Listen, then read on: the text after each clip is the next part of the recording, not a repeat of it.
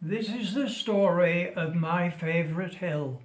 My name is Rodney Hallam.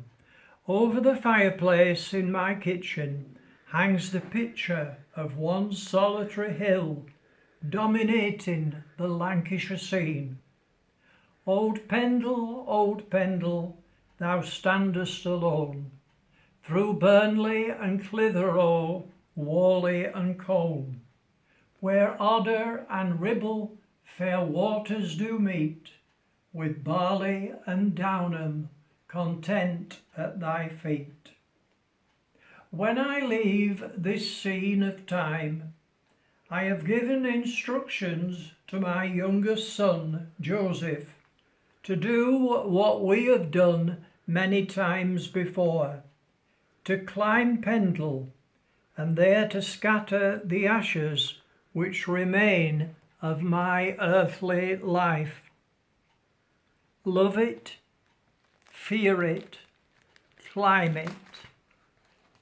And what is the interest and affection for this one solitary hill in Lancashire? I have to go back to the autumn of 1946, and I am leaving the home of my childhood years. Their swing is still standing in the garden. The rooks are still cawing from the tops of the trees. The leaves are falling down the drive to the big house. My grandmother housekeeper, and my granddad was the head gardener there. So we are saying goodbye to the rose garden, the bowling green, the tennis courts, the woods, the house where the Altham family lived, and where Dawson and Bowers were the chauffeurs. I'm going to fresh fields and pastures new, to cobbled streets, to mills and rows of terraced houses. And there are no gardens, factories, chimneys belching out smoke in these dark satanic mills. Beyond the cobbled streets, over the roofs of the terraced houses, green pastures are before me, which yet I have not seen. The psalmist read, I lift up my eyes to the hills, from whence cometh my help. And from my bedroom window, I look out upon one special scene. From the back bedroom of my house, past the council houses, past the schools and the yard, beyond the noise, I see the hill. This is Pendle Hill. At school we were taught Pendle was not a mountain, Pendle was a hill. It has to be 2,000 feet to be a mountain. There are other hills in Yorkshire, Lakeland Fells, heather in the Highlands, but wherever I go, when I see Pendle, I know I am near my native home. O Pendle, by moorland and fell, in glory and loveliness ever to dwell, through life's fateful journeys, where'er I may be, I'll pause in my labours and oft think of thee. Pendle is a hill for all seasons. You approach it in springtime and its fields of flowers. In summertime you may have to sweat to reach the top of the hill. In autumn you will be tramping through golden leaves, and in winter Pendle wears his woolly cap.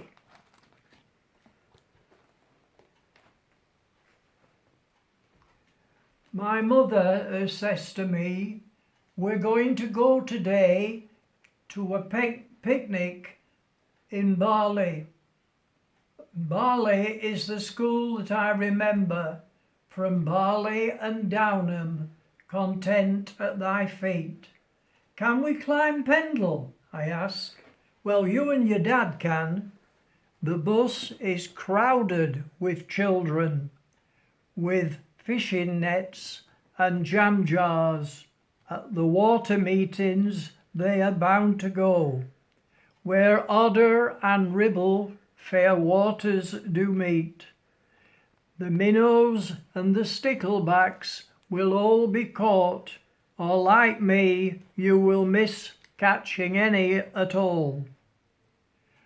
Only one now, which is called Jack Moore's Monkeys, and the children are there to see the monkey and to buy monkey nuts from Jack Moore's shop to feed Jack Moore's monkey. This sounds very much like northern people, doesn't it?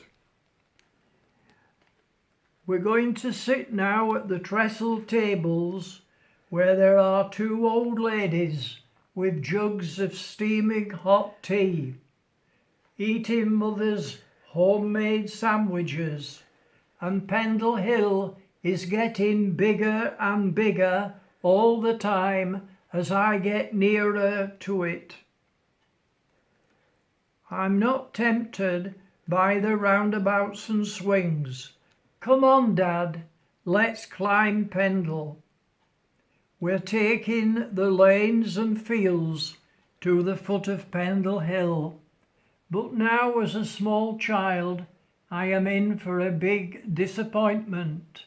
My father very quickly stops walking and says, I can't do any more, it's my heart.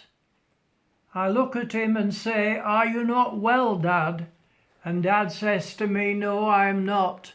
He goes next week to see the doctor, who tells him he is suffering from angina, which affects his heart.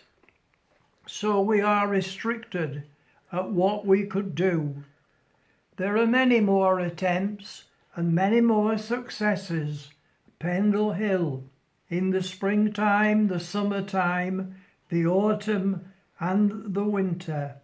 And when I see Pendle, I know I am nearly at my home. But now we're going to go again, and this is years and years later. This time I have my children with me, and we're going to climb Pendle Hill. We catch the bus, but where are the children who once were there with their fishing nets and jam jars? Now the bus is full of elderly people who were doing their shopping. All quiet at Watermeeting's farm. No jam jar children. Empty cage at Jack Moore's Monkeys. The little monkey nut shop where we queued for the monkey nuts is closed. Where are the gypsies who sold their windmills and you bought a monkey up a stick? Again, there are no children. The old ladies who serve tea in jugs are no longer there at the trestle tables. Perhaps it's years later, they may be dead. Barley and Downham are different now. The car park is full. The Pendle pub is doing a roaring trade, and so was the select Barbel Mow restaurant. Carloads of people are putting on their expensive walking gear for the climb up the ever-popular Pendle Hill. What has happened? You can sum it all up in one word: prosperity. Cotton mills are booming and the wage packets are increasing. The jam jar children who were lapping up are now enjoying the sunshine of the Spanish coast, while their children swim in the Mediterranean Sea. Harold Macmillan, our Prime Minister, was telling the UK, "You've never had it so good." The prosperous 1950s were a far different cry from the struggling post-war years of the 1940s. And now it's time to get in our time machines and go back to England in the 1640s, to those dark days in English history. In the 1640s, England was in the thick of a civil war which would end with the beheading of the king. In 1652, a young man of 28 who described himself as a thinker of profound seriousness. He was rough and uncultured, but a born communicator. He said, "No amount of education, university degrees, or understanding of theology can turn a man into a priest. Only God can do that." And the name of the man was George Fox. In 1652, Fox climbed a hillside in Lancashire, Pendle Hill, where he had what he calls a spiritual awakening. This was long before John Wesley felt his heart was strangely warmed. As Fox looked down on the Pendle villagers, he put it, there was a great people to be gathered. To the nobility, to government, to kings, and to popes. So in 1654, 70 young evangelists spread around the country to gather a great people, bankers like Lloyds and Barclays, biscuit manufacturers, Huntley and Palmer, chocolatiers like Fry, Cadbury and Rowntree, and thousands of others. And we all thought it began on a piece of breakfast cereal which we called Quaker Oats. And what about a lady in London who is found on the back of a £5 note? That's Elizabeth Fry. And she was seen women, 300 of them in one room, sleeping on the floor without night clothes or bedding, having to cook, wash and sleep in the same cell. She returned next day with food and clothing for prisoners who were waiting to be transported to Australia. And where did it all begin? On the slopes of Pendle Hill, in a vision of George Fox. I saw the Lancashire Sea, and there on the top of the hill I was moved to see in what places God had a people to be gathered. Old Pendle, by moorland and fell, in glory and loveliness ever to dwell.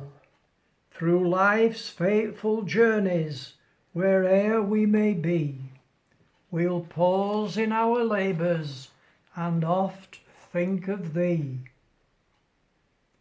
One beautiful summer's day in the early 1950s, I was out walking with a group from the Holiday Fellowship We climbed the hill and then walked down to Downham to sit on the grass and eat our sandwiches.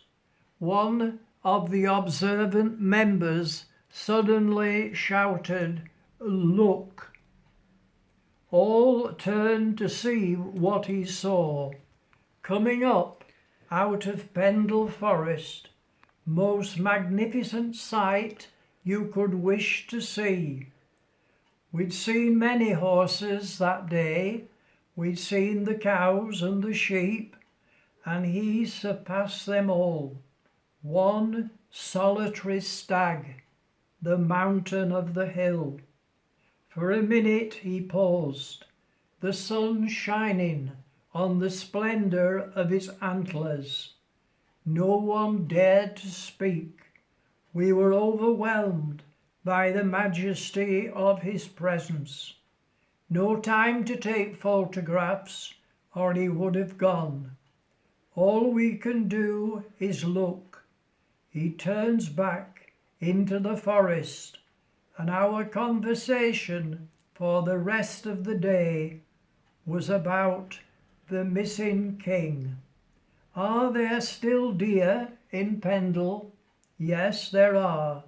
We know it's true, because we saw them when we went on our walk. In conclusion, Mike Harding of Manchester wrote, "Wherever you walk on Pendle Hill, its moors and its valleys, you are walking on the bones of those who have been there before you, from Roman legionnaires to packhorsemen, from Roman Catholic monks to ranting Methodist parsons, from handloom weavers to mill poets. If you listen carefully, you will hear the echo of their voices still singing in the wind. Walk it, climb it, love it, enjoy it. It's one of the most beautiful places on the face of the earth. Old Pendle, thou standest alone, through Burnley and Clitheroe, Whalley and Colne, where Odder and Ribble fair waters do meet, with Barley and Downham content at thy feet. But is there a dark side to Pendle? Yes, there is, and that's the next part of my story. Witches. Who were they? When and where did they live? In popular belief, a witch was a woman who had sold her soul to the devil, accompanied by an evil spirit in the shape of a dog or cat. They cast spells, raise stones, ride through skies on broomsticks, had power to kill or maim men and cattle, danced around seething cauldrons of loathsome brew. They made clay images of people they wished to kill. In fact, a witch was usually a withered old woman, mentally deranged or disfigured. When did they live?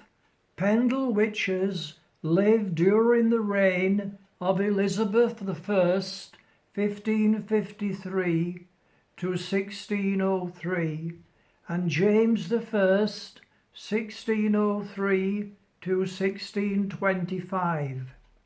Elizabeth Southern, or Demdike, in 1612, was an old woman of 80 and completely blind. She had been a witch for 50 years. Where did they live? The Demdikes lived with her daughter and grandchildren in a converted barn, Malkin Tower, New church in Pendle. The witches' covens were on Pendle Hill. Now fiction, the Victorian novelist Harrison Ainsworth wrote his highly imaginative novel, The Lancashire Witches. In the early 1950s, Robert Neal, a Manchester man, gave us another imaginative novel, The Mist over Pendle. Superstition, yes, it was rife, and it was widespread in these Pendle villages.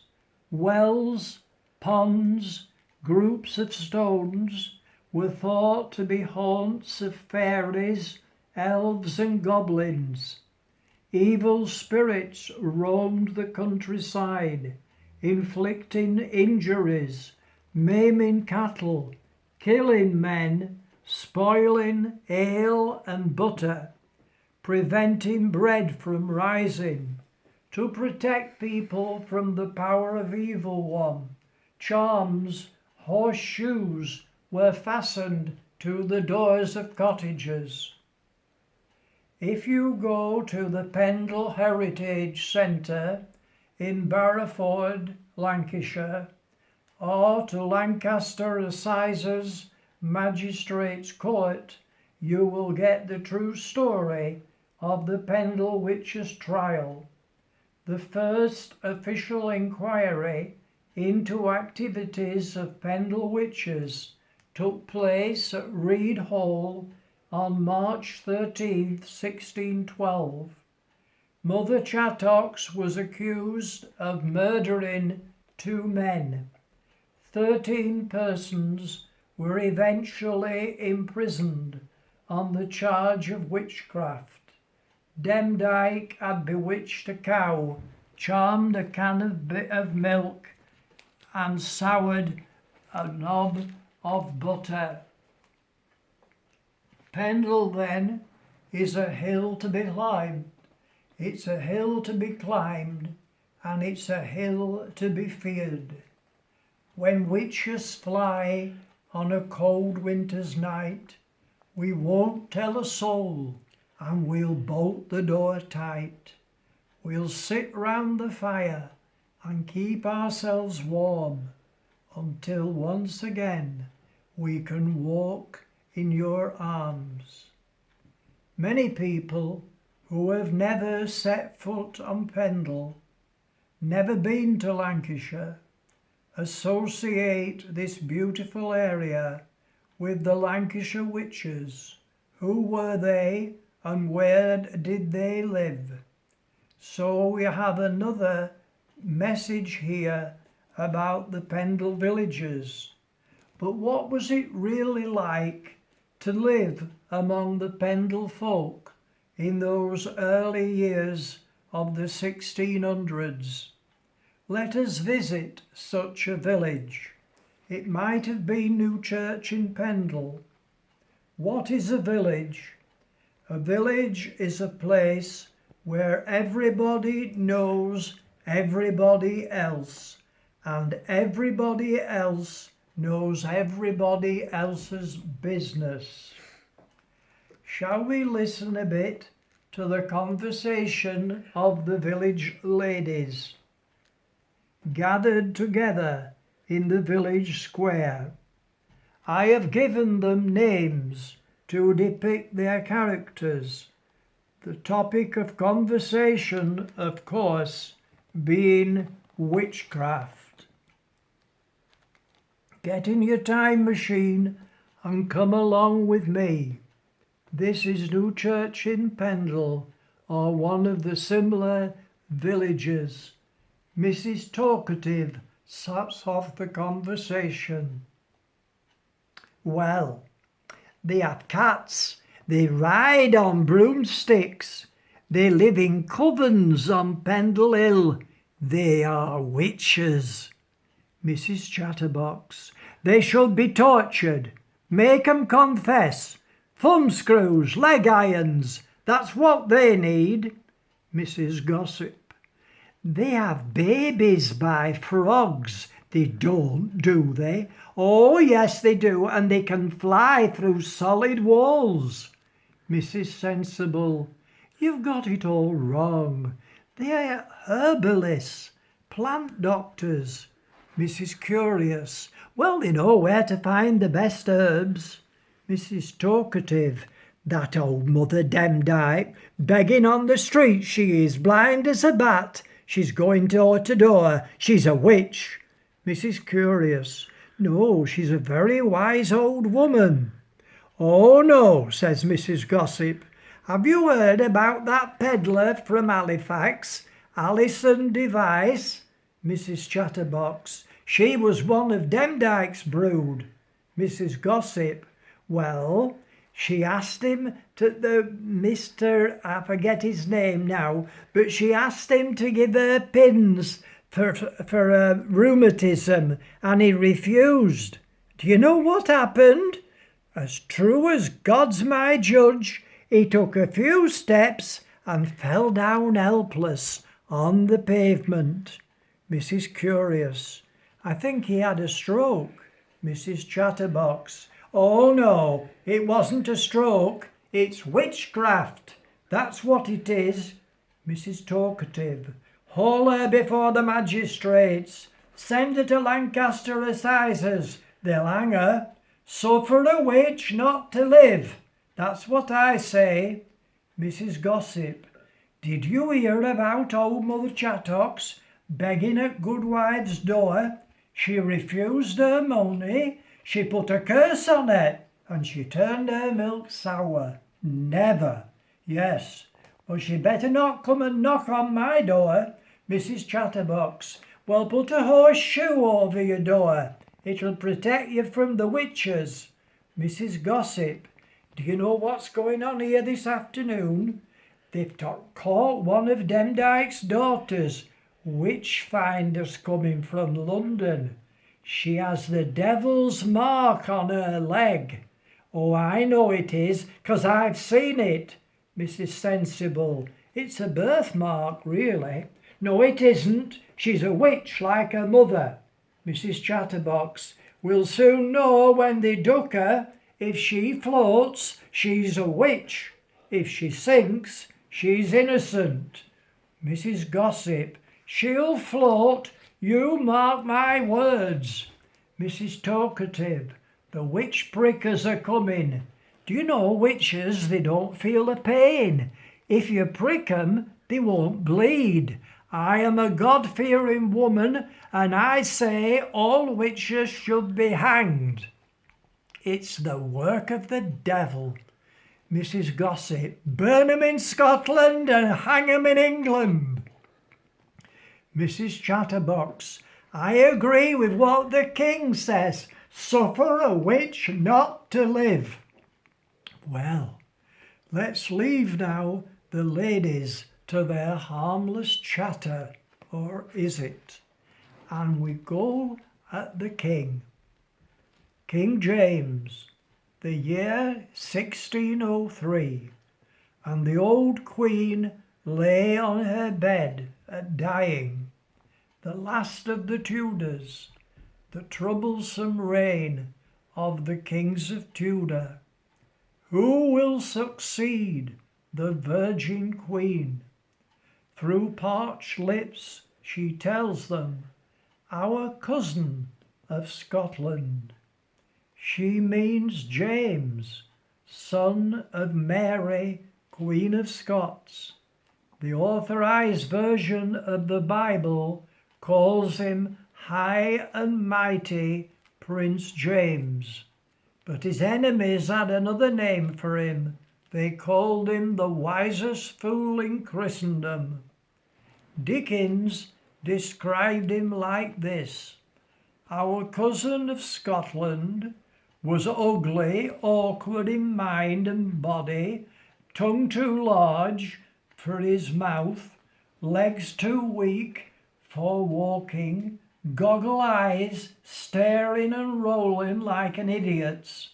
He was cunning, covetous, wasteful, idle, drunken, greedy, dirty, cowardly, most Part 2.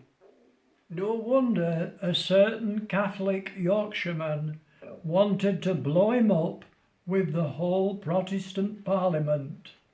'Twas full 400 years ago.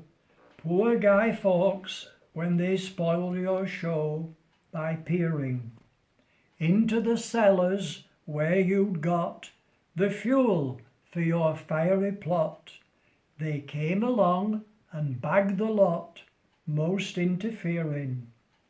And so, because a watchman catches a guy with powder and some matches in both his pockets, we keep his name alive today with squibs and sparks and golden spray, and I'm very glad to say with rockets. James was obsessed by his fear of witchcraft, which he made punishable by death. The Pendle witches were hanged at Gallows Hill, Lancaster, in 1612. James appointed Matthew Hopkins as his witch finder. 300 women witches met their death in those years. Jabbing with needles, ducking in village ponds was common practice in James's England.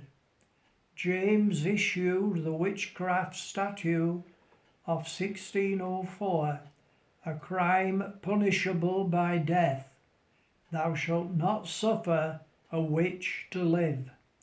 The radical Protestant Church called out, witchcraft is the work of the devil, and the supporters of witchcraft should be prosecuted and condemned.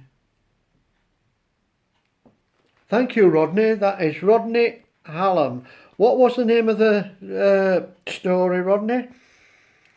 The Story of Pendle, Witches, Lancashire, I think it is, isn't it? Yes. Thank you, audience. Hope you liked it. Check his poems. He's going to say a poem in the next video, so check that out. Thank you, Rodney.